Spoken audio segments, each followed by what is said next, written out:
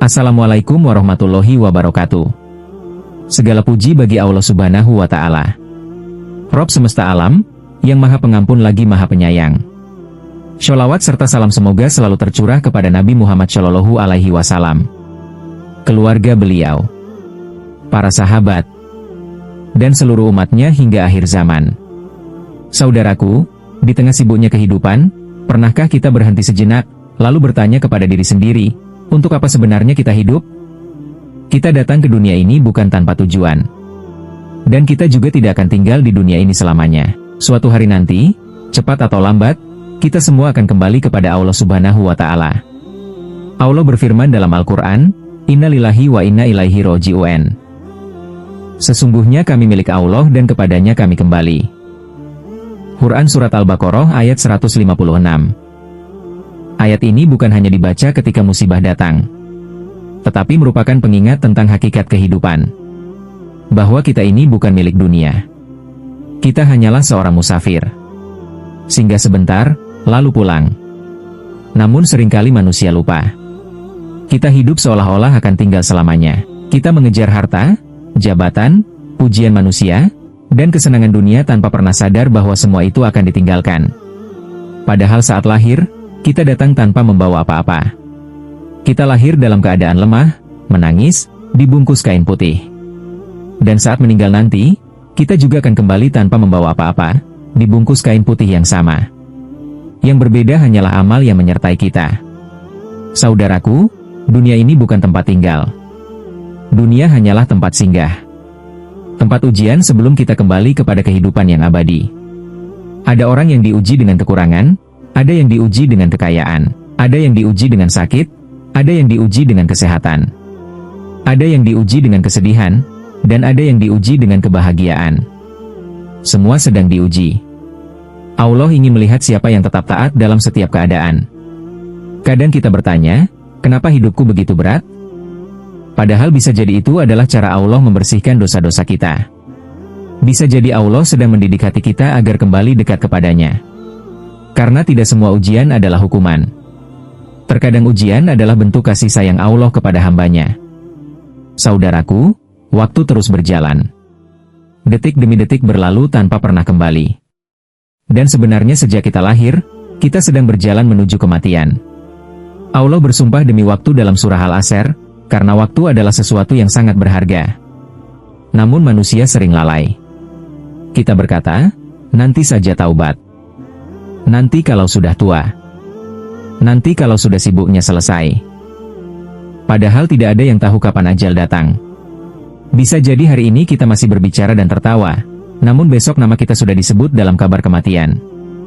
Maka jangan menunggu tua untuk berubah. Jangan menunggu sakit untuk mendekat kepada Allah.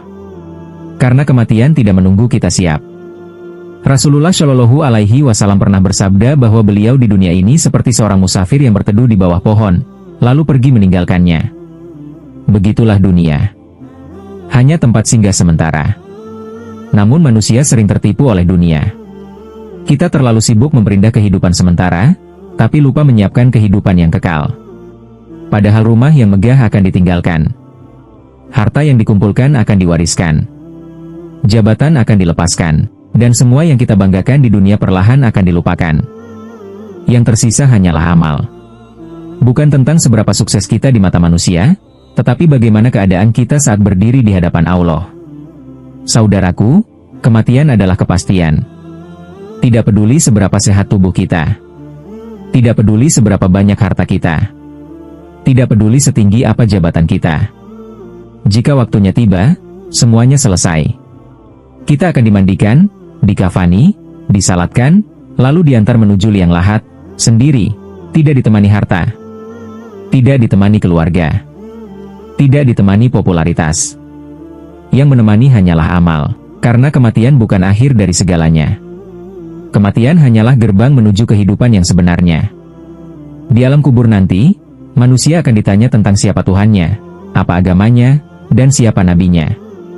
Dan jawaban itu bukan sekadar hafalan lisan, tetapi keyakinan yang hidup dalam hati dan dibuktikan dengan amal. Kemudian manusia akan dibangkitkan pada hari kiamat. Semua amal akan diperlihatkan. Tidak ada yang bisa disembunyikan. Mulut mungkin bisa diam, tapi tangan dan kaki akan menjadi saksi atas semua yang pernah kita lakukan. Hari itu adalah hari keadilan. Yang berbuat baik akan melihat balasan kebaikannya. Dan yang berbuat buruk akan melihat akibat dari perbuatannya. Setelah itu datanglah hisab. Hari perhitungan amal. Semua akan dibuka. Salat kita, ucapan kita, pandangan kita, bahkan niat yang tersembunyi dalam hati.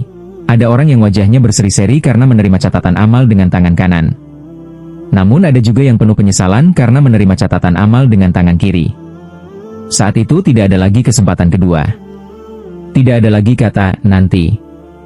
Semuanya sudah selesai.